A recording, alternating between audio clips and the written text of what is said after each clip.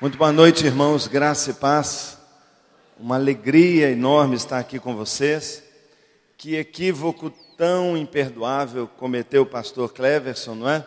Imperdoável, eu não vou perdoá-lo de nos comparar com o pastor Carlos Alberto e com a Sueli. Nós não somos dignos de desatar a sandália do pé deles. Então, ele falou muito bem metade do que ele falou, não é?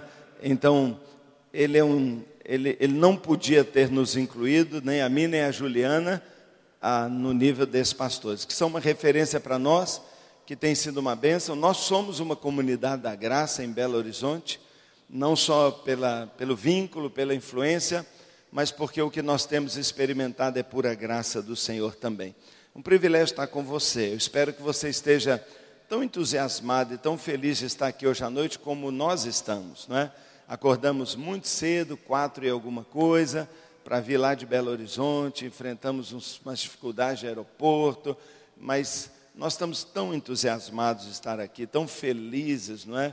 E se pudéssemos, mudávamos para cá, cidade linda, uma das cidades mais bonitas desse país, não é? Tão lindo e tão bacana e tão conhecido no mundo inteiro. É uma alegria mesmo, não é? Uma alegria.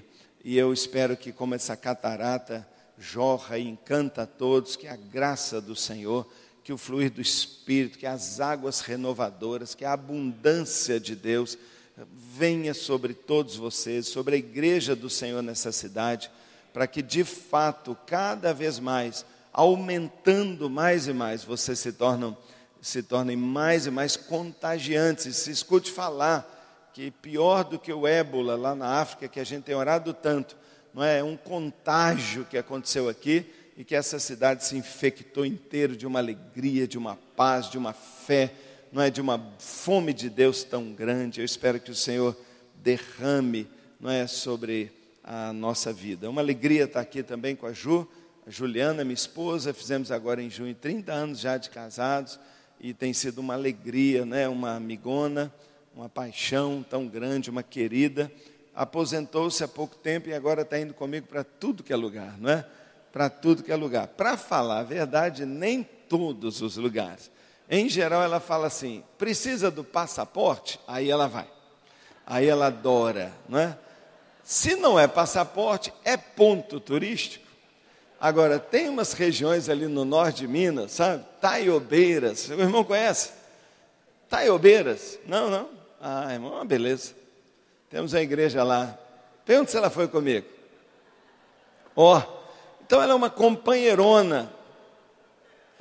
Tem lugar que ela não vai não, irmão. Mas é uma bênção mesmo. Mas fica cuidando das 2 filhas, não é? Fica lá cuidando das filhas. Mas é uma querida mesmo. Uma querida. Eu posso dizer, sem estar aqui fazendo saudação, não é de ficar bajulando, que a Igreja Batista Central manda um abraço para vocês. Porque eles sabem que eu estou aqui, estão orando, não é? Os pastores mandam mensagem dizendo, pastor, estamos orando por você. Então é mesmo uma alegria estar aqui hoje. Nós vamos orar mais uma vez, nós vamos pedir ao Senhor que nos abençoe, nós vamos pedir ao Senhor que fale ao nosso coração, não é? Nós vamos pedir ao Senhor que traga algo do céu. Quando Jesus nos ensina a orar e Ele diz, venha o teu reino. Seja feita aqui embaixo a vontade do Senhor como é feita lá. Está tão claro, não é? Que é do céu que vem. Tudo vem de Deus, não vem de homem nenhum. Quem somos nós, não é? Não teríamos nada se não fosse a vontade do Senhor.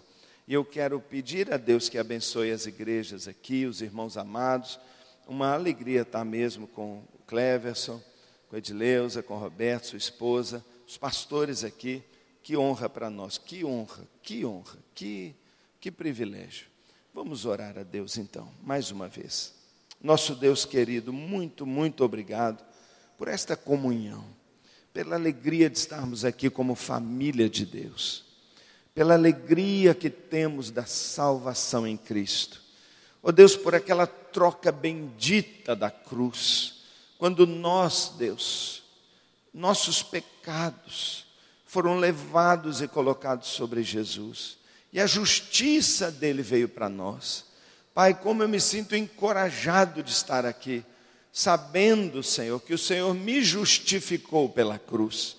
Que maravilha saber, Senhor, que a sua salvação tão poderosa nos alcançou, Pai. E sem medo algum, nós estamos aqui pregando, cantando, louvando, porque somos livres. Livres do nosso passado, da nossa velha natureza, e somos novinhos em Cristo Jesus, chamados para brilharmos como luz nessa terra, Senhor. Obrigado por tantas luzes aqui, obrigado por tantos irmãos preciosos, obrigado por esta igreja, estas igrejas que têm sido bênção nessa cidade.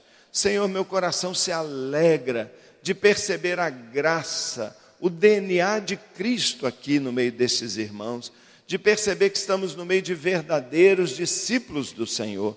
Pai amado, abençoa, Senhor, abençoa esses ministérios, abençoa esses líderes, abençoa esses que estão aqui, que são a nata da liderança destas igrejas. Senhor, eu venho pedir, Senhor Deus, que o Senhor derrame do seu poder sobre nós, que o Senhor, ó Deus, abra os nossos olhos para contemplarmos a maravilha da sua palavra.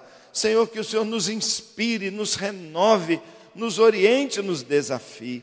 Ó Deus, que neste momento de comunhão, de igreja de Belo Horizonte, de São Paulo, do Paraná, Deus, que esta comunhão da tua igreja no Brasil redunde, Pai, num derramar sobrenatural de vida, de estratégias, de chamado, de renovação aqui. Deus querido, nos abençoe, Pai. Fala ao nosso coração.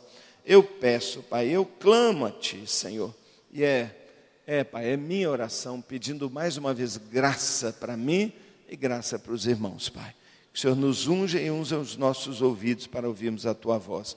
Em nome de Jesus Cristo. Em nome de Jesus. Aleluia.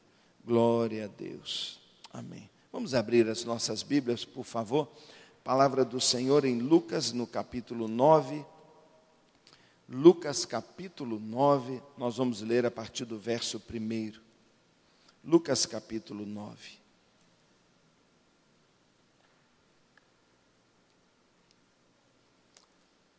Lucas capítulo 9, o Senhor Jesus, a palavra, Evangelho segundo Lucas, nos escreve, fala sobre Jesus enviando os seus discípulos, reunindo os 12, Jesus deu-lhes poder e autoridade, glória a Deus, para expulsar todos os demônios e para curar doenças.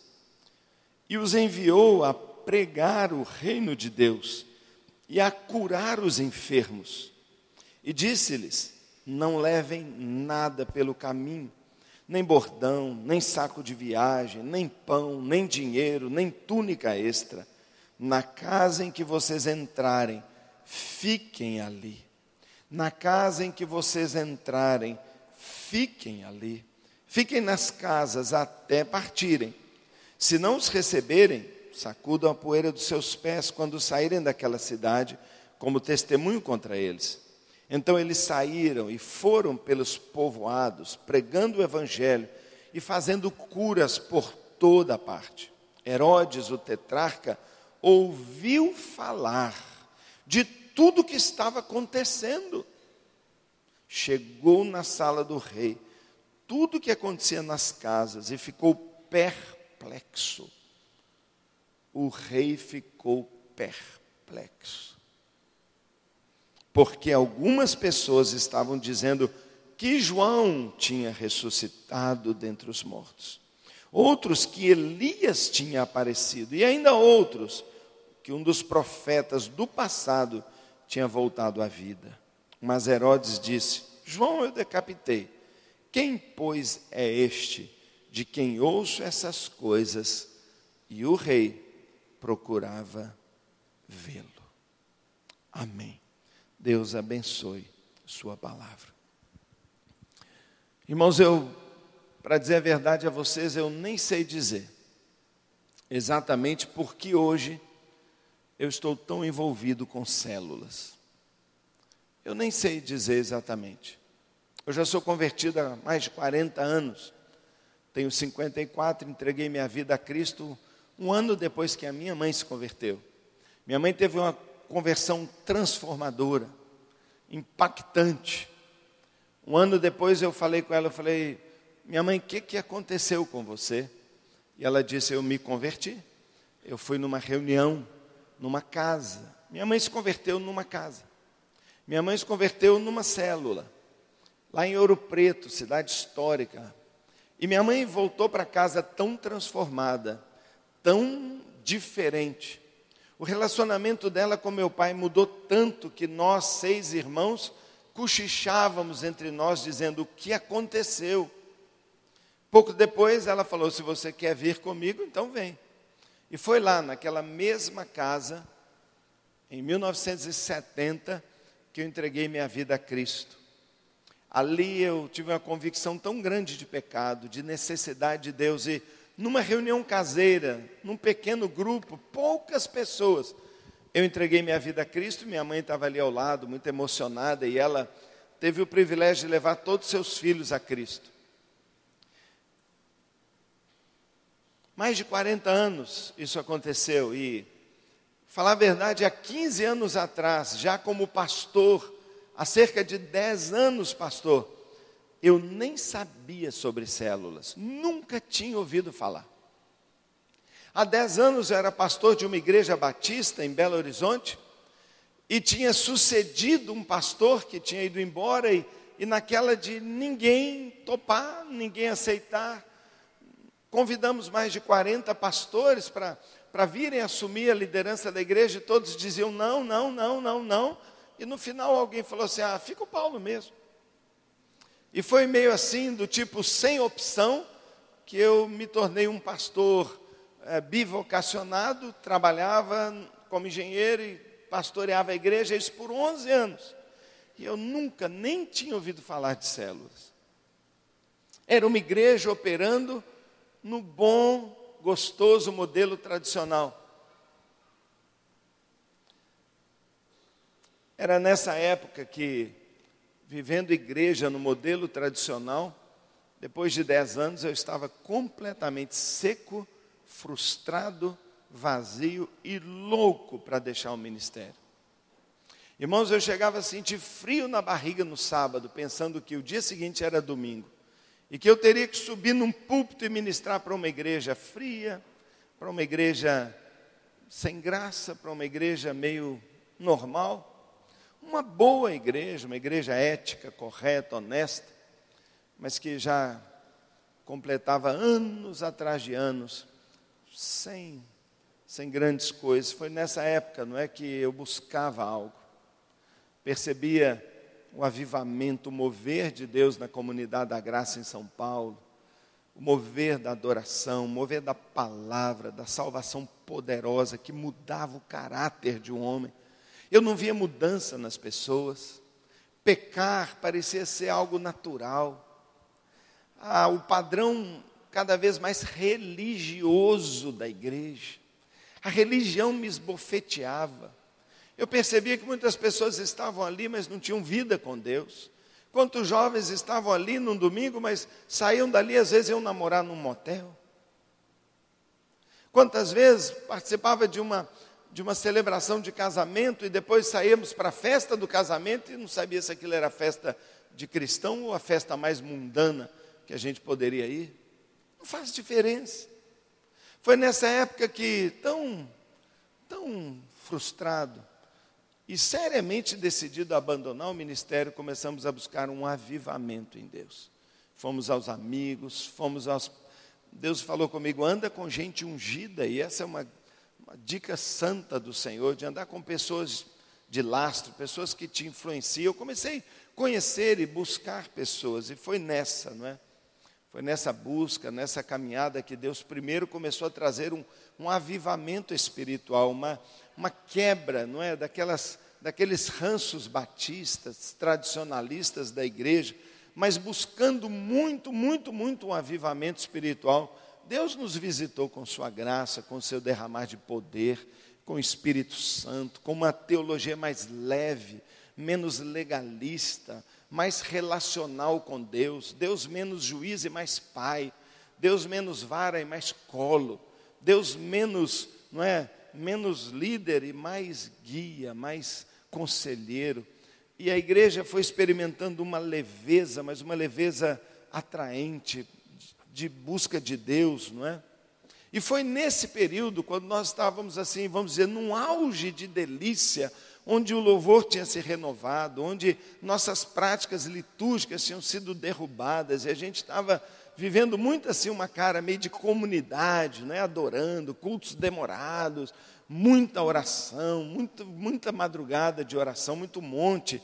E a igreja começou a experimentar tanto assim da graça do Senhor, que num dia, buscando a Deus, clamando a Deus e dizendo: Senhor, o que agora eu vou fazer com essa igreja? E depois de 9 meses de muita oração, numa sala, num momento, na sala pastoral, salta aos meus olhos, assim como uma revelação, uma palavra, célula. Eu já tinha ouvido falar do Po Yang Cho, da igreja da Coreia, mas eu nunca tinha, me envolvido. E comecei a procurar e me informar. E fiquei sabendo de um curso, que um Papai Noel por aí dava, o Roberto Lai. E foi muito legal que o Dr. Ralph Neighbor estava lá dando aquele módulo. Eu comecei a fazer aqueles módulos do ano da transição e ali, meus irmãos, é impressionante. Ali naquele curso eu aproveitei 110%. Eu entendi, eu compreendi, eu percebi algo. Percebi algo que Deus estava querendo fazer. E foi naquela época, irmãos, que eu comecei a fazer sérias perguntas, muitas perguntas. Sabe, querido, se nós estamos num congresso de igreja em células, eu sei que vocês têm trabalhado com igreja em células há muitos anos, nós também. Em 2001, nós abrimos a nossa primeira célula. A minha célula é a célula número 1, H1, é uma célula de homens. Desde 2001, e terça-feira agora, eu estava lá na minha célula. Há 13 anos eu sou líder de célula. E vou ficar liderando célula até Jesus voltar, porque eu amo a minha célula. Multiplico muito a minha célula. Muitos líderes, pastores que eu tenho, hoje converteram na minha célula. E a igreja tem crescido muito. Nós temos muitas células, bem mais de 1000 células. E a igreja tem crescido numericamente, financeiramente, em graça, em ministérios, em missões, em tantas coisas. Mas sabe, eu percebo que não foi apenas porque nós nos encantamos, descobrimos uma maneira, porque não é assim, a gente continua buscando, a gente continua descobrindo, a gente continua insatisfeito, a gente continua se remoendo por dentro, dizendo: é isso mesmo que Deus quer que a gente faça. Mas a verdade é que tudo realmente aconteceu quando a gente teve coragem de fazer perguntas. A gente tem que ter perguntas no nosso coração. E eu tinha tantas perguntas. E eu, hoje à tarde, orando, com tantas mensagens preparadas, eu tinha uma excelente, novinha, que eu falei: eu vou pregar essa. Mas eu falei: não, eu vou voltar lá de novo, eu vou passar a vocês. Eu sei que o aprendizado se dá pela repetição. E eu quero voltar lá, eu quero fazer uma pergunta aqui. Por quê? Esta igreja aqui, por que a Comunidade da Graça? Por que a Batista Central é uma igreja em células? Por quê? Por que você faz o que você faz? Por quê? Já estivemos várias vezes com o pastor Mário Vega, pastor que nos inspira tanto, de uma igreja de milhares e milhares de membros, lá em El Salvador.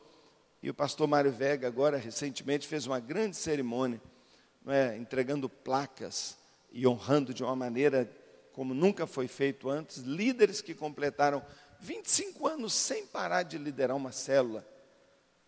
E eles disseram assim: pastor, por que essa placa? Nós que tínhamos que dar uma placa para o Senhor, pelo privilégio de nos deixar liderar uma célula 25 anos, queremos liderar 30, 35 até Jesus nos levar ou até Ele voltar. Por que eles fazem isso? Por que a maioria das igrejas no mundo hoje estão se transformando numa igreja em célula? Por que 80% das maiores igrejas em número são igrejas em células? Por que as igrejas mais influentes, mais impactantes têm trabalhado? Por que o pastor Rick Warren, líder de um movimento que aparentemente é anticélula, super ministerial. Por quê? Quando eu estava lá nos Estados Unidos, em março, ele fez o seu culto só com os seus líderes da sua igreja local, e ele reuniu seus 8.400 líderes de pequenos grupos. 8.400. Da igreja que a gente impressionava que tinha 30 mil membros, já passou de 90 mil.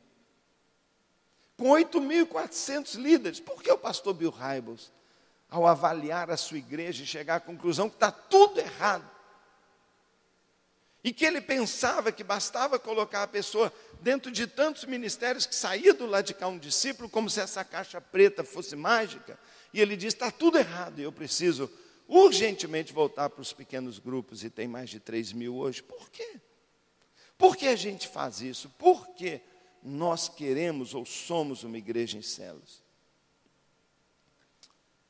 O que está acontecendo no mundo? E mais do que isso, o que está acontecendo com a igreja? Irmãos, não há dúvida que a igreja brasileira está vivendo um momento lindo demais, de crescimento, não é, numérico enorme, mas ainda assim, parece que as coisas não mudam, parece que ela ainda fica cocheando entre, não é, seus problemas e seu chamado. O que é mesmo a igreja? O que somos nós aqui nessa terra? Por que a igreja é a esperança do mundo? Como nós vamos ser realmente relevantes? Eu fico tão preocupado, eu às vezes fico pensando, será que a igreja entende realmente o seu chamado? E a minha pergunta é, por quê? Nós precisamos e devemos realmente nos empenhar de todo o coração, se amamos a Cristo e se cremos na igreja, por que nós temos que dar tudo para a nossa igreja ser realmente uma igreja em célula? Por quê? Essa é a minha pergunta. Mas para isso eu queria provocar você um pouquinho. Eu pedi permissão ao pastor de passar aqui um pequeno vídeo. É um vídeo que faz uma crítica muito séria à igreja. E eu queria que você assistisse esse vídeo. Eu sei que alguém vai apagar a luz ali para mim, para a gente poder enxergar melhor. E você então, a ele mesmo, então ele vai apagar para nós ali. E nós vamos assistir um vídeo que é a história. Eu acho que alguém já deve ter visto, não é? É um vídeo bem conhecido. Eu espero que se alguém viu, desculpa se for repetitivo. Mas tem gente que assiste filme 10 vezes, né? Tem gente que assistiu Titanic 30 vezes, que é a bobeira. Então, você, né? Então, nós vamos assistir um vídeo aqui. Se você já viu, desculpa, não é? Dá uma olhada e vamos ver essa crítica sobre essa igreja.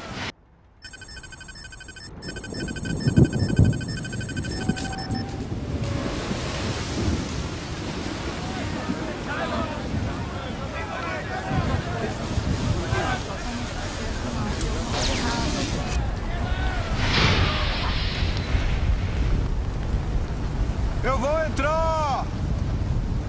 Não!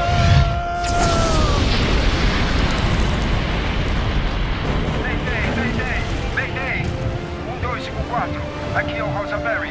Ocorreu uma explosão a bordo. Temos um incêndio, estamos em perigo. Temos somente alguns minutos. Câmbio, Rosemary, aqui é a guarda costeira. Todos os navios da vizinhança dos 44 graus norte e 127 graus oeste entrem em contato e preparem-se para prestar ajuda imediata. Câmbio. Guarda costeira 1254, aqui é o Corpus Christi. Estamos nas mediações e no percurso em direção ao Rosemary. TSE é de 7 minutos. Câmbio. Entendido, Corpus Christi. Estamos aguardando. Câmbio. Fairbanks. Senhor, temos um navio nas imediações, é o Corpus Christi. A ponte de comando informou que eles têm 62 tripulantes com 24 botes salva-vidas para lançamento. Ótimo. Dê as coordenadas e as especificações do manifesto do Rosemary imediatamente. Quero um relatório sobre a situação do Corpus Christi em 5 minutos. Sim, senhor.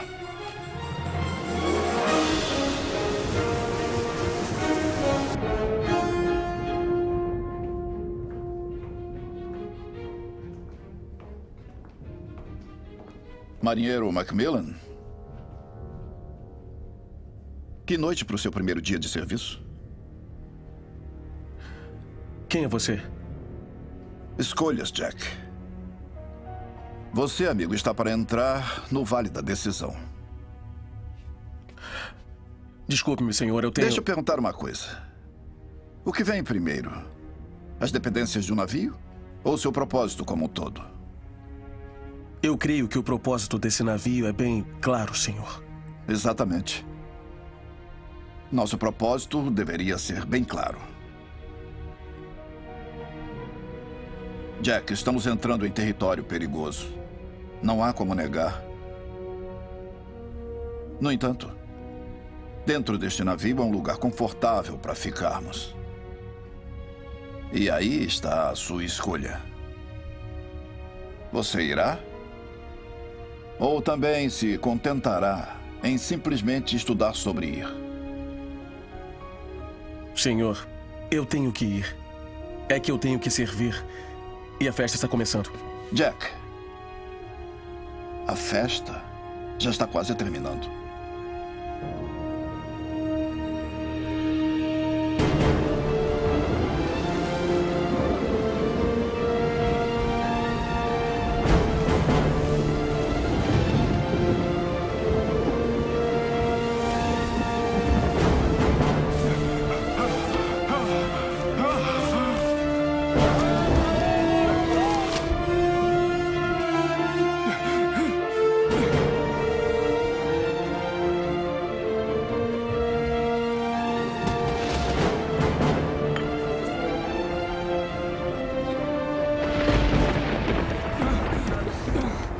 Atenção, todo mundo! Atenção! O capitão mandou que todos se apresentem imediatamente ao oficial Burlow no segundo andar do convés para uma missão de resgate urgente. O oficial Burlow preparou os botes salva-vidas. Vamos lançá-los. Me sigam todos! Uma operação resgate? Stanley, este homem está pingando no meu chão. Meu bom amigo oficial Brock, deixe-me assegurá-lo de uma coisa. Não haverá nenhuma operação resgate. Mas, senhor, Pense. que eu... Conhece alguém que submeteria seu navio a este tipo de clima? Só aqueles que desejam continuar despercebidos. Então, se algum grupo de traficantes se meteu em confusão, eu vou ser o último a arriscar minha vida para salvá-los. Eles que se lixem. Mas, senhor, o propósito desse navio Eu sei perfeitamente qual é o propósito deste navio. Você quer matar todos nós? Não, mas é que... O motivo principal de estarmos dentro de um barco como este é que ele nos protege do que está do lado de fora. Isso não está claro para você, oficial Brock? Bom, talvez...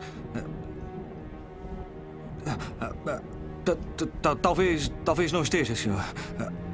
Desculpe, senhor.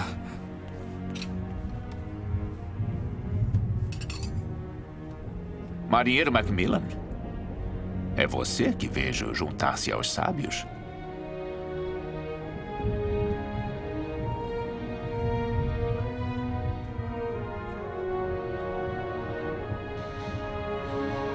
Aí vai alguém corajoso de verdade.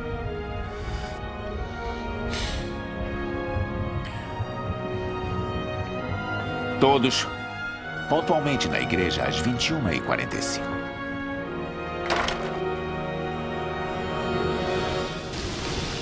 Ainda não estão aqui! Simplesmente deixa o cabo balançando! Ele tem que chegar até embaixo! Assim? Não, eles têm que soltá-lo do barco assim que encostar na água! Tá legal, mas cadê todo mundo? Eu não sei onde estão! Oficial Burlow!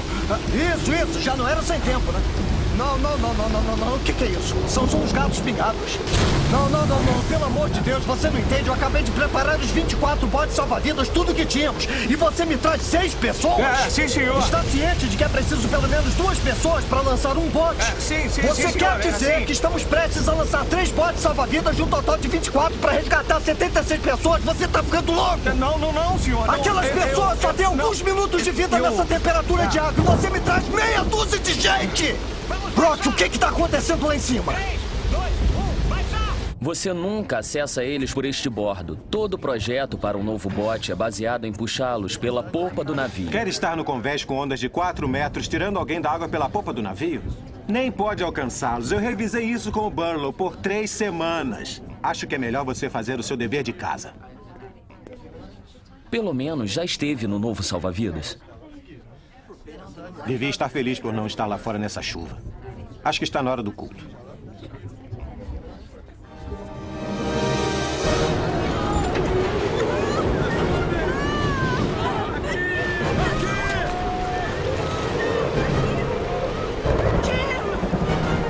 Cadê você?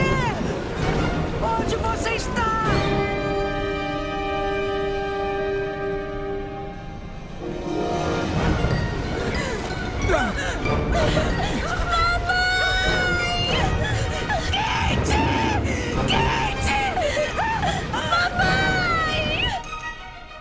Sim, o senhor está certo. Rosa Mary estava em curso vindo de Vancouver e entregou um manifesto com uma tripulação de 12 pessoas e 64 passageiros. Pode, por favor, me informar o status da operação?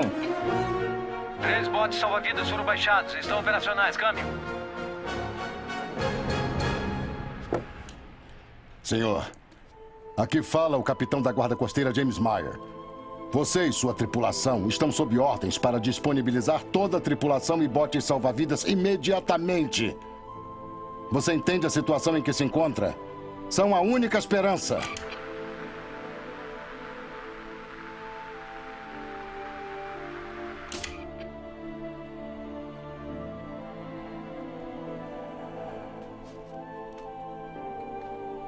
Eles têm o melhor navio que existe.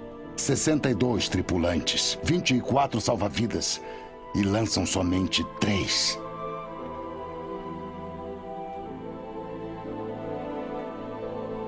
Mamãe, cadê você? Eu puxo você! Quente! Mamãe está indo! Por favor! Por favor! Quente!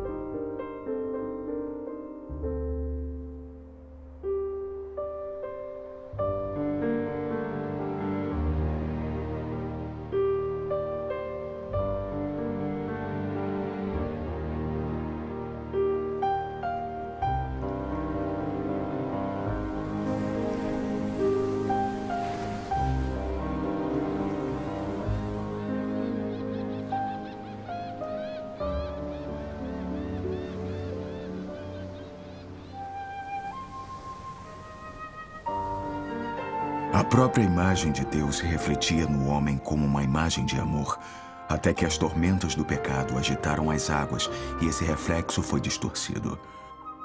Porém, Deus não foi passado para trás. Ele investiu tudo o que tinha por todos quantos já viveram. Através das eras, homens e mulheres, investidos de paixão, viveram e morreram por pregar a palavra de Cristo e sua salvação a todas as tribos e nações. O amor de Deus na alma do homem é 100 vezes mais puro e nobre do que qualquer outro motivo que já o tenha impulsionado. Conhecer o amor de todos os amores é o segredo de todos os segredos. Meu amigo, eu estou aqui para dizer-lhe: a Igreja de Jesus Cristo não é um barco de prazeres, mas sim um bote salva-vidas para a salvação de almas. E precisamos de toda a ajuda a bordo.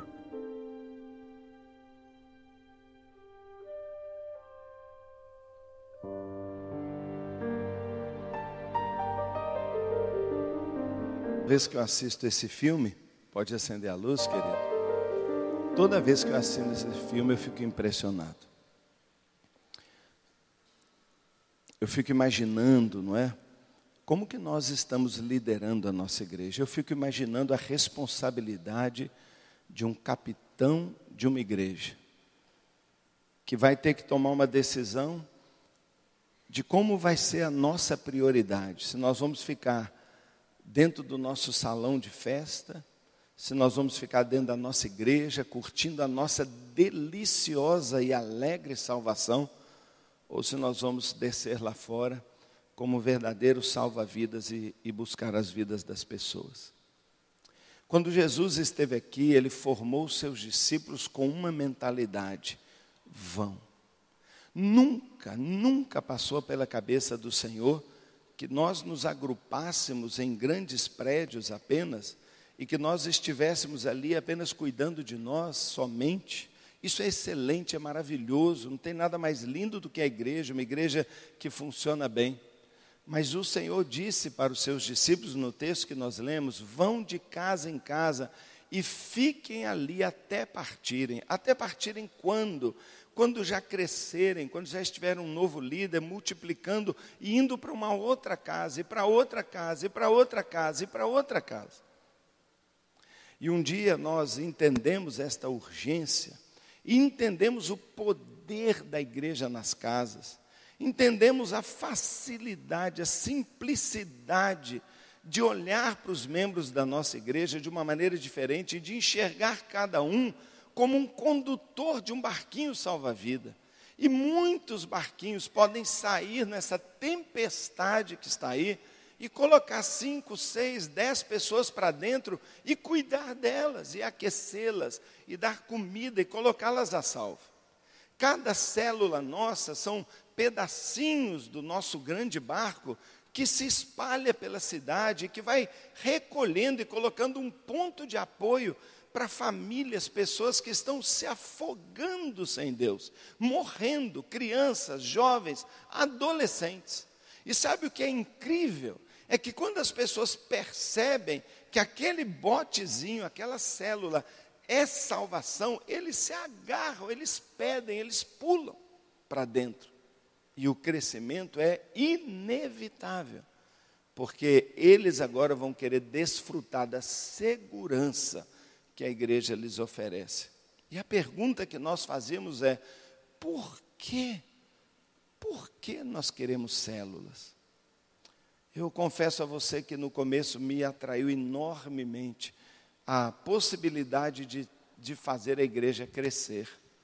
Mas logo depois, quando eu comecei a liderar uma célula na minha casa, eu comecei a ver o poder transformador de vidas, a ferramenta linda que o Senhor nos deu para ganhar, cuidar e discipular, retreiná-lo e enviar pessoas para juntos, não é, sermos mais efetivos naquilo que é o grande propósito desse barco.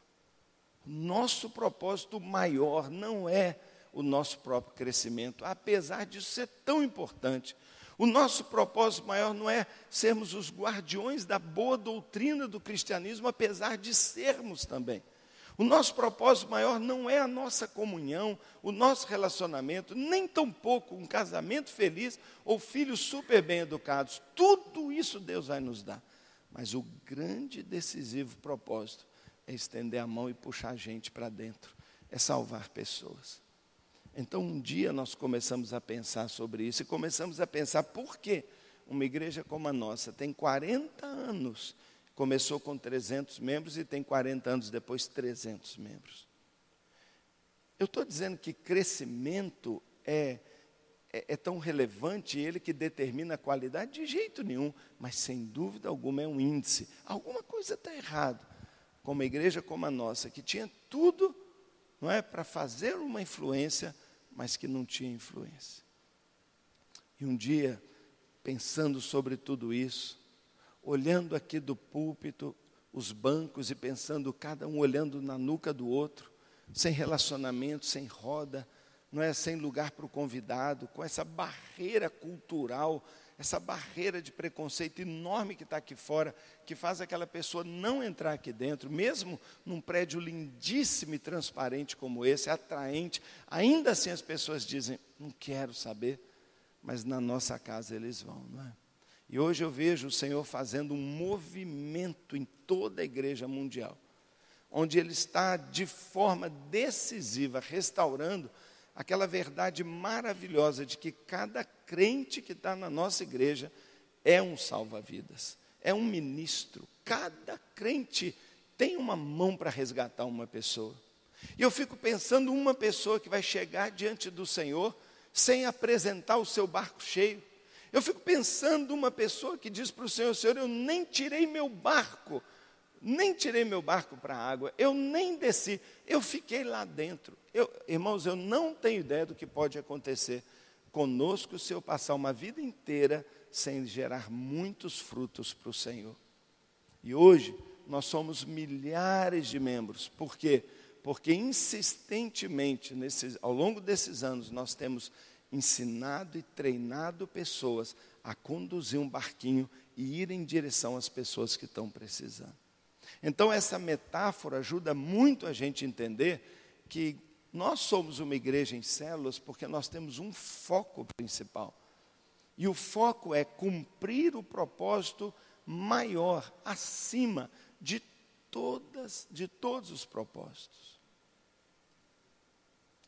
O Senhor nos fez, não é, um povo, uma família. O Senhor nos estabeleceu como a igreja dele aqui na terra, para que as pessoas, observando a maneira como a gente se ama, observando a maneira como a gente se relaciona no pequeno grupo, observando como as pessoas estão ali semana a semana se tornando amigas, orando umas pelas outras, atendendo as necessidades da outra, um ensinando o outro e crescendo, e as pessoas olhando aquilo falam, eu quero ser parte dessa família, eu quero viver isso nesse mundo de tanta solidão, de tanta necessidade, de tanta dor, eu quero viver isso. E a Bíblia diz que o povo olhava a igreja naquela época e dizia como eles são sensacionais. Eles contavam com a simpatia de todo o povo. E as pessoas diziam, eu quero fazer parte desse grupo. Roma, que era o poder, todo mundo queria ser romano. Roma era escravocrata, Roma era violenta, Roma era assassina, sanguinária, dura. E o povo comparava o reino, a glória desse mundo, e via um povinho cheio de amor e dizia, eu quero ser daqui. E a igreja cristã, fraquinha, pequena, cumprindo a promessa, a visão que Daniel teve daquela estátua de cabeça de ouro, peito de prata, pés de ferro e barro, uma pedrinha rola, desprega, bate, desmorona todos aqueles reinos. E ali, o evangelho, de casa em casa, sem prédio, pequenos grupos, células vivas, cheias de amor, vivendo família, vivendo o poder do Espírito Santo, um ministrando na vida do outro, um relacionamento contagiante, como diz a conferência, causou o desmoronamento, venceu o Império Romano, de dentro para fora. Por quê? Porque as pessoas foram transformadas, e gente transformada não aceita mais viver dessa maneira. Mudou. Como pode a igreja, tão pequenininha, tão simples, ter tido tanto poder? Porque a igreja primitiva trabalhava na estratégia de Jesus. Jesus teve um pequeno grupo. Se Jesus fosse hoje um pastor, um líder vivendo hoje, eu sei o que ele estaria fazendo. Ele teria uma célula. Eu não tenho dúvida que hoje Jesus seria um líder de uma célula. Eu sou pastor de uma igreja, por isso eu sou líder de uma célula. Na minha célula eu tenho 2 pessoas que você pode chamar, que seria assim, membro da igreja. Alguém que tem alguma experiência com a igreja. Eu tenho 16 homens que não sabem nada da Bíblia, nada de Deus. Nada. Eu tenho um que é viciado em drogas, eu tenho um que é homossexual e frequentam a minha célula. E sabe o que eles vão se transformar? Grandes líderes. Talvez alguns deles ali, eu já desconfio, um deles pastor. Porque Jesus, ele fez assim. E quando o Pentecostes veio, e o Espírito Santo se derramou sobre toda aquela igreja, o que eles fizeram? Eu vou fazer como Jesus, ele tinha, eu tenho também. E formou seus grupos. E os botes salva-vidas começaram a se descolar do corpo de Cristo, o Corpus Christi, o barco perfeito, feito para salvar, começou a ir onde as pessoas estavam. E o filme tem uma cena muito linda, o final, quando o Jack, aquele que estaria no Vale da Decisão, tem que tomar uma mais ainda derradeira decisão, não só de ir no barco salva-vida, mas eu fico aqui na segurança do barco, ou eu pulo de cabeça.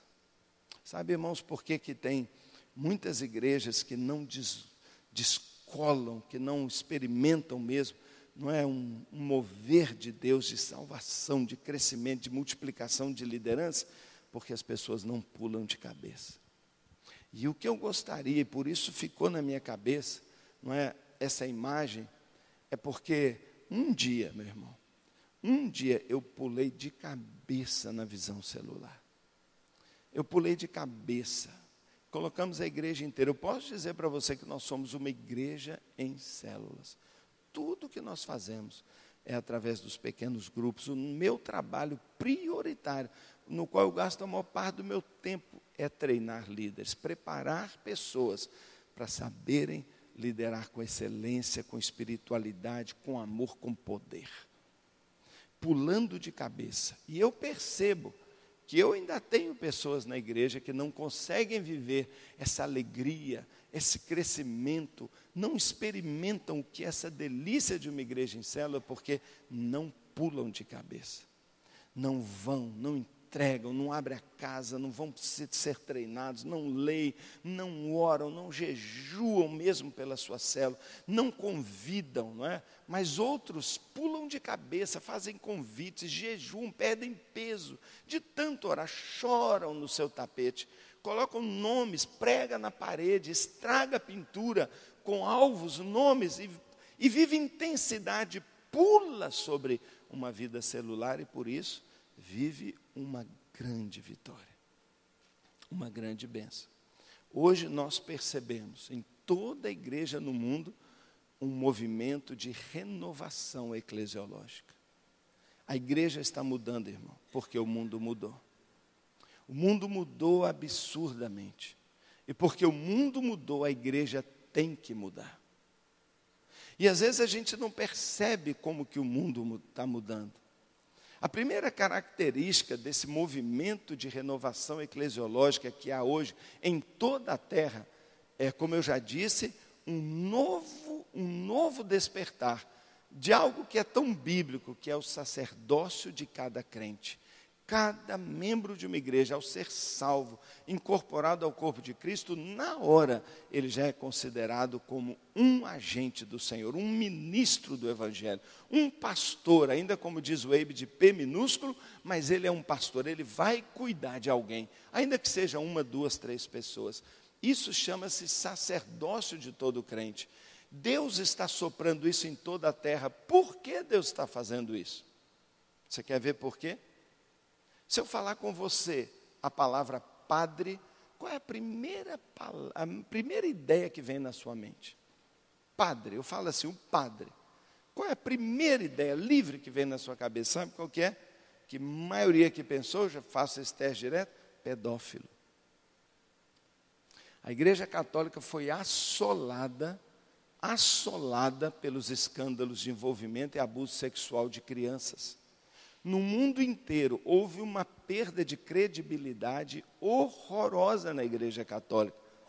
Ela viu o número de membros no mundo inteiro desabar. Nos Estados Unidos, ela não vai conseguir nunca pagar os bilhões de processos que a Igreja está sendo submetida, de famílias aos milhares, dizendo, meu filho foi abusado, eu quero 20 milhões, 30 milhões, porque você destruiu a vida do meu filho. Mais do que o dinheiro, é a imagem. E nós, às vezes, evangélicos, pensamos assim, não é? Puxa vida, mas... e às vezes tem gente que fala assim, e aí a gente cresce, não é? Não se iludam. Porque se eu disser para você, qual é a primeira palavra que você acha que vai na cabeça do mundo, quando a gente diz pastor. Primeira palavra. Quando uma pessoa fala pastor, o que o mundo em primeiro lugar pensa? Ladrão. Ladrão. Todo mundo aí fora fala. Irmãos, eu muitos anos não fui pastor, agora eu sou. Estou lá fazendo uma ficha, profissão, pastor. Aquela cara. Irmãos, não é verdade. Não é verdade que o padre é assim. A maioria dos padres são super sérios. Não é verdade que pastor é ladrão. Nunca. Eu conheço. Os pastores, ao contrário, tiram do seu salário para dar uma cesta básica para aquela irmãzinha pobre. Do saláriozinho desse tamanho, a maioria dos pastores são heróis. Mas sabe o que é isso? É o diabo. O diabo levanta um muro ao redor da igreja, um bloqueio na sociedade, dizendo, não vá lá dentro. E sabe o que Deus faz? Deus contra-ataca. Na sua sabedoria, Ele diz assim, você vai atirar e bombardear a imagem do líder, pois eu vou liberar milhares de líderes. É médico, é dona de casa, é vizinha, é colega de ginástica, é colega de escola, é colega de serviço. Ele é um pastor agora. Ele é um pastor. E daí nós já vemos que esse movimento do Senhor na igreja tem uma segunda característica, é que o evangelismo agora é pessoal. Irmãos, o evangelismo é pessoal. Deus mudou isso. No ano 2000, Dr. Billy Graham, o maior evangelista do século XX, um dos homens mais marcantes da história do cristianismo, ele reuniu 2.000 líderes no ano 2000, fez um grande encontro na Fundação Billy Graham e disse assim, Deus me falou para avisar vocês, Igreja Mundial, que o tempo das grandes cruzadas passou. Foi fantástico, estádios, coisas maravilhosas.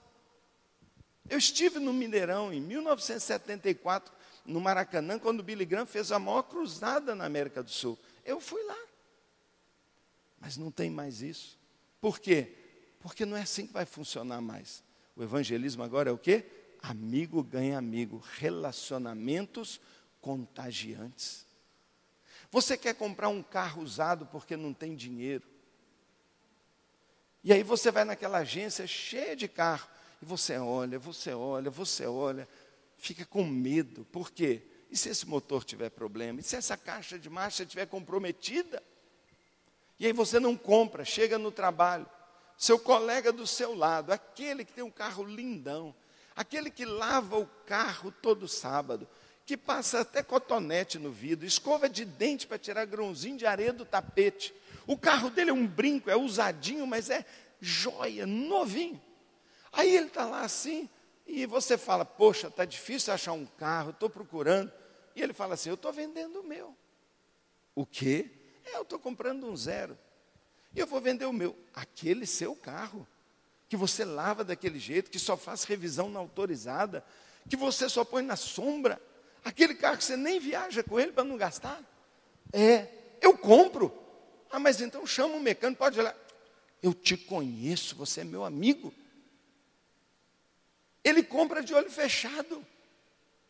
E aí nós dizemos assim, vamos lá na igreja, a grande cruzada, a grande cantato, o grande programa. E o cara fala, muito obrigado, eu tenho que visitar minha avó. Muito obrigado, é que esse dia eu não estou bem.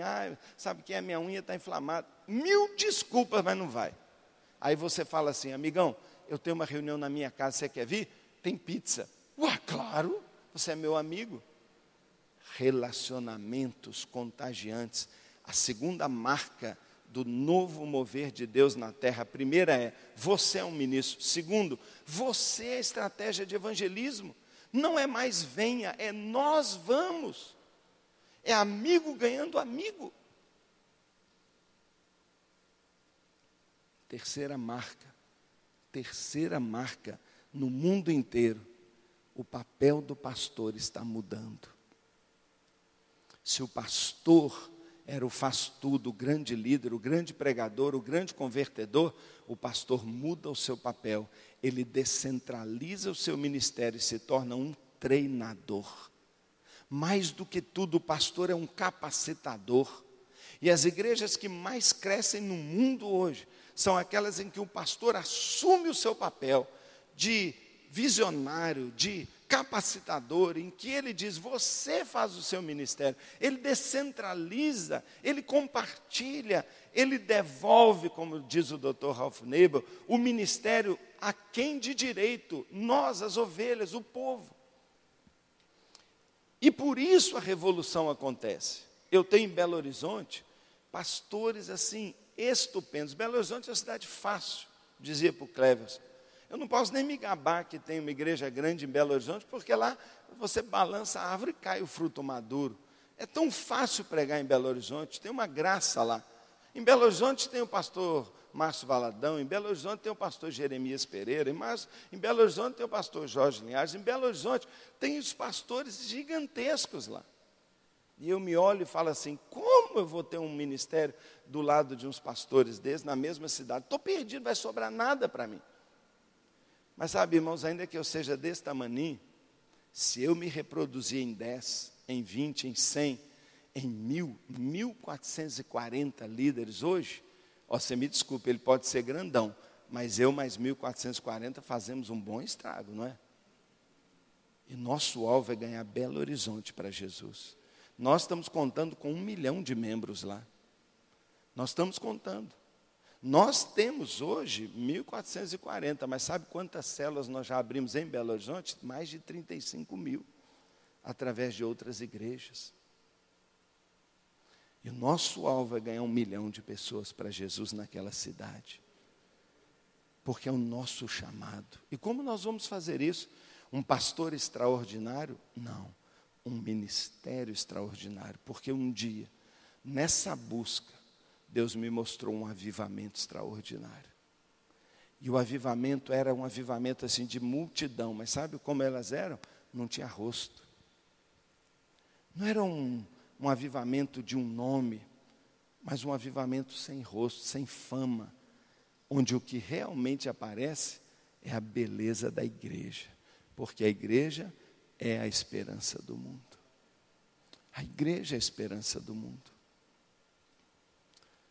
Meu querido irmão, como que nós podemos, eu, pastor Carlos Alberto Bezerra, que tem um ministério nacional, como nós podemos vir numa igreja como essa, igrejas como essa, e ensinar algo para vocês que vocês tão bem já sabem.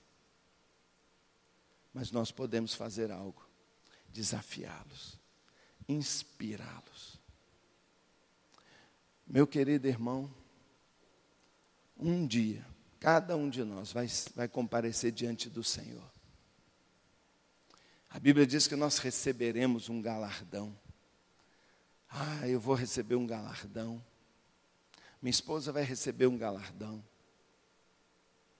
Nossas filhas vão receber um galardão. Nós temos trazido tantas pessoas para Jesus. Temos célula na nossa casa tantos dias por semana. Um dia Deus vai perguntar para nós, o que você fez com o seu bote salva-vidas? Você pulou de cabeça? Sabe, irmãos, esse é um tempo de agir. Esse é um tempo de agir. Esse é um tempo de encruzilhada para nós. Não é mais um tempo de aprendizado. Não é mais um tempo de conhecer. Nós já conhecemos. Nós já conhecemos tudo. Eu não tenho mais que ensinar nada na minha igreja. Eles já conhecem tudo. Sabe, irmãos, eu sento com meus pastores em retiros e discuto o que nós podemos mudar. Eu vejo o MDA, uma coisa mais linda que tem nesse país, e eu falo, sabe, é fantástico, que maravilha, isso. Aí eu chego à conclusão que não tem nada a ver mais para aprender de um método, porque não é isso. Agora é pular de cabeça. Agora é agir. Agora é a hora de todos juntos, não é? Mudarem completamente seu perfil de vida, alterarem seu perfil de vida. Eu fico imaginando como que alguém pode se converter e não ter sua agenda, sua vida totalmente mudada. Se nós declaramos que Jesus é o nosso Salvador e Rei da nossa vida, significa que nós abdicamos do nosso trono e que nós somos agora apenas servos dele. E se vem um comando dele dizendo, vá agora, sai agora e salva, porque há uma necessidade, o mundo afundando, nós não podemos fechar a porta e dizer não. Nós só temos uma coisa a dizer, pois não, Senhor, obedecemos às suas ordens, o Senhor é o nosso rei. E eu não consigo compreender ou aceitar lá na minha igreja uma pessoa que possa dizer, não, eu estou ocupado demais, ou eu estou fazendo outra coisa, eu estou aqui numa outra reunião, eu estou num outro ministério, o meu trabalho não é de salvar a vida. Na verdade, todos nós somos chamados, porque esse é o novo mover de Deus. E como eu sei que estas igrejas aqui de Foz do Iguaçu estão na linha do que Deus está fazendo, como eu sei que o coração de vocês e dos pastores dessa igreja é um coração alinhado com o mover de Deus, então eu só tenho no meu testemunho a compartilhar para vocês, não é? Que pular de cabeça na visão celular, que de fato abrir as nossas casas e permanecer nelas até multiplicar, e de continuar vivendo uma igreja em célula até a volta de Cristo, porque não é um tempo, não é um ministério, é uma nova maneira de ser cristão, é a maneira normal de ser cristão, vivendo a vida, celebrando nos cultos dominicais da semana, mas vivendo a realidade do pequeno grupo ao mesmo tempo, sem dúvida alguma, vivendo esse projeto de Deus, vai nos levar a poder dizer, Senhor, eu completei a tua vontade, eu realizei o teu chamado. Meu querido irmãos, é tempo de agir, é o tempo nosso, é o tempo da igreja, irmãos. Será que nós não entendemos o que o nosso país está passando? Será que nós não entendemos que o Senhor já entregou para nós? Eu não tenho dúvida que essa cidade, Deus já preparou, ela está madura para você escolher. Todas as igrejas daqui, não é, vão crescer enormemente, porque é uma colheita do Senhor. Ele já fez isso, Ele tem nos humilhado, Ele tem trazido ao Brasil, não é, um desespero, tudo isso que a gente percebe, irmão. Ah, como eu agradeço, como eu fico feliz quando eu vejo que o PIB nosso não cresce, como eu fico feliz quando a gente bate com o desapontamento de um governo sobre governo, como eu percebo que o nosso povo fica desorientado, sabe por quê? Porque quando a igreja aparece e fala assim, eu sei o caminho, vem. Ah, irmãos, o Brasil virá. O Brasil virá. Todos os escândalos, descasos, maus testemunhos de igreja não têm conseguido apagar a beleza da verdadeira igreja nesse país. Não tem conseguido apagar a luz que o Senhor colocou na sua vida e na minha vida. Não consegue, os nossos problemas, e temos eles, não são maiores do que a graça, o poder, a virtude do Senhor em nós.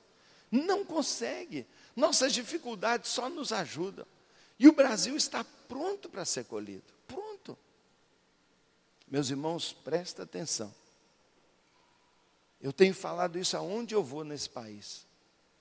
Você sabe que nós hoje já somos quase 30% da população brasileira. Você sabe disso. Mas tudo bem, vamos tirar uns aí que não são nada, não é? Tem tanto religioso por aí. Mas vamos supor que nós sejamos 25%, só para facilitar a minha conta. De cada 4 brasileiros nesse país, 1 é evangélico, crente, nascido de novo. Se nós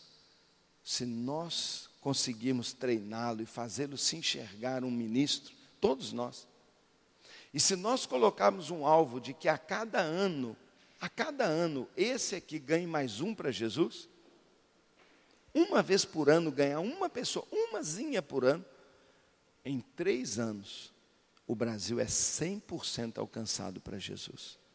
Irmão, nós podemos ganhar esta nação leve em 3 anos.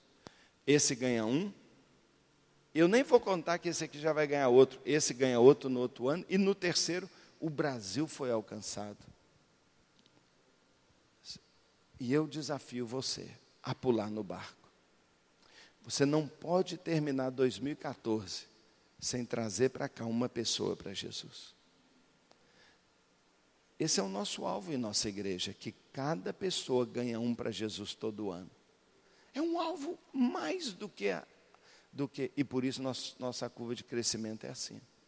Já imaginou no ano que vem cada um trazendo mais um ainda? E no outro ano mais outro? Eu acredito que 2016, 2017, Foz do Iguaçu está nas páginas do jornal. A cidade se tornou de Jesus. As famílias se consertaram. A droga sumiu daqui. A violência desapareceu. O álcool fechou. Pensa nisso. Para isso acontecer, meu irmão, você tem que tomar uma decisão, como o Jack tomou.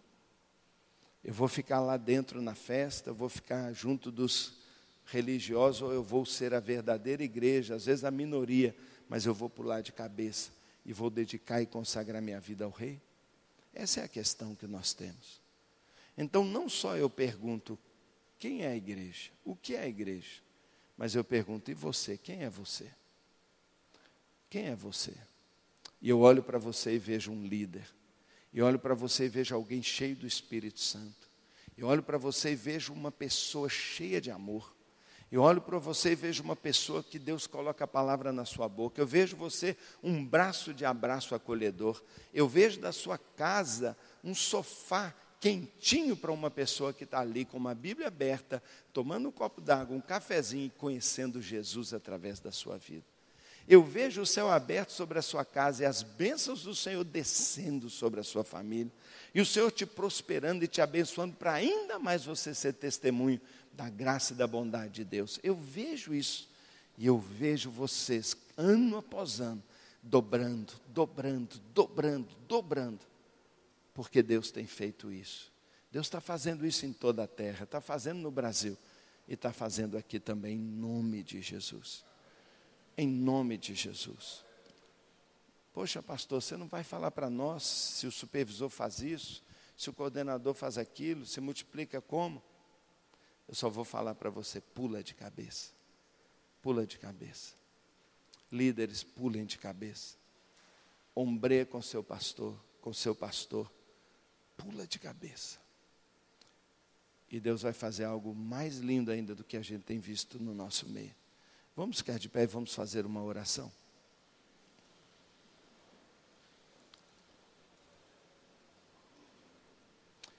Se eu pudesse, eu chamaria todos aqui na frente.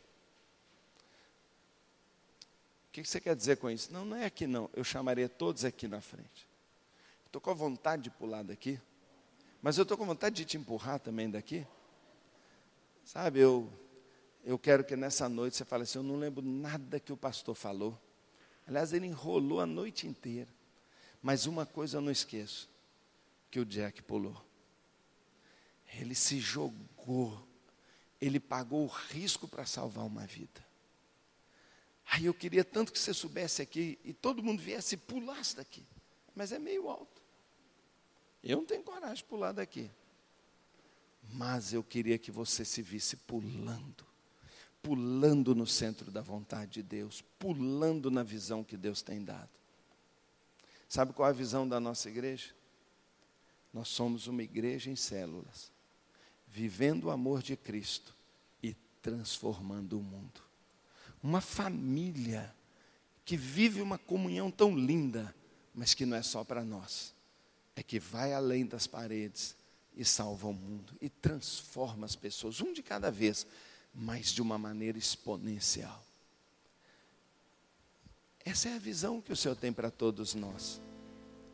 Esse é o chamado para você. Essa é a visão da sua vida, viver este amor. Viver este amor na sua família, na sua igreja, com seus amigos, com seu cônjuge, com seus filhos. Deus restaurando todos os relacionamentos, mas isso não ficando para você. Mas isso se derramando sobre um mundo que está afogando e precisando de Deus. E o mundo vai ser transformado e vai ser alcançado por nós. O Brasil vai ser um país diferente daqui a 3 anos. Vai ser um país totalmente diferente daqui a 6 anos. E eu creio que essa nação estará prontinha para se encontrar com Jesus na hora que Ele aparecer. Hoje nós não estamos. Eu acho que o Senhor tem tido misericórdia só por causa dos brasileiros, que Ele já chamou para Cristo. Agora imagina na China, na Índia, na Rússia, na Ucrânia, nos Estados Unidos, na Alemanha. Quantas vidas o Senhor está salvando e aguardando e pacientemente trabalhando. Feche os seus olhos um minuto, irmão. Vá, por favor. Vá, por favor, até a beiradinha do barco. Vá à beiradinha do barco. O Senhor chama você a pular da sua zona de conforto, a sair fora da vida religiosa, a sair correndo daquele salão de festa. A igreja não é um barco de prazeres.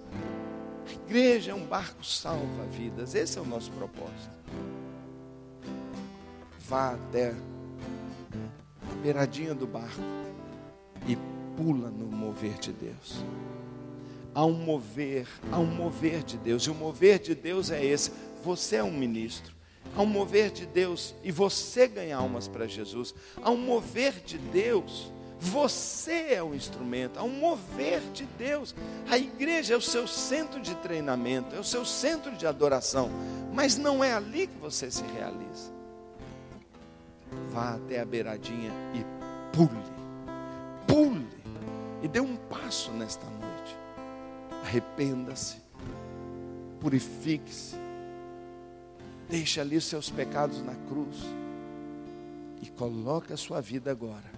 Vaso de barco, mas útil para Deus. Com falhas, mas útil para Deus. Em transformação, mas útil para Deus. Coloque a sua vida nas mãos dele. Eu queria que você colocasse a sua mão assim no seu coração, para nós orarmos juntos. Eu queria que você orasse ao Senhor e dissesse para o Senhor mais ou menos assim: Senhor Deus, Tu és o Rei da minha vida. Eu abdico do meu trono e eu coloco o Senhor como Rei soberano da minha vida. Eu existo para fazer a sua vontade. E hoje, mais uma vez, eu me consagro e eu pulo no seu mover. Eu pulo na visão de Deus. E eu quero ser poderosamente usado para alcançar muitas vidas para o Senhor. Capacita-me. Enche-me de poder. Eu ofereço o meu corpo, minha mente, minha alma, minhas mãos, meu espírito, minha casa, meu lar, para servir ao Senhor e alcançar muitas vidas. Eu consagro a minha célula, que eu já tenho, ou que eu vou abrir, como um barco salva-vidas. E eu deixo a zona de conforto e pulo no mover de Deus para a minha vida. Eu quero ser um exemplo na minha igreja. E eu quero que pessoas, olhando para mim, também pulem nas águas de Deus. Em nome de Jesus, eu declaro o absoluto senhorio de Cristo na minha vida. Em nome de Jesus. Amém. Amém. Amém. Irmão, não retroceda dessa posição. Apresente-se ao capitão. Apresente-se ao capitão Roberto e diga: Capitão Roberto, estou descendo meu bote para as águas. Irmãos, eu espero depois desse congresso aqui, pelo menos mais 100 células na comunidade da graça e mais 100 aqui na comunidade das nações. No mínimo, você chegando e falando: minha casa está lá. Acabou esse negócio de não tem. Acabou esse negócio de não dar tempo. Acabou que eu tenho um curso. Acabou que eu estou na ginástica. Acabou que eu estou fazendo doutorado. A despeito disso, Capitão Roberto, Capitão Cleverson, me apresenta. Minha casa é uma célula. E aí, irmão, o resto Deus vai fazer. Entra no CTM, vai por preparação e você vai ser grandemente usado por Deus. Que o Senhor te abençoe demais, viu? Te abençoe e use você de maneira muito poderosa. Amém.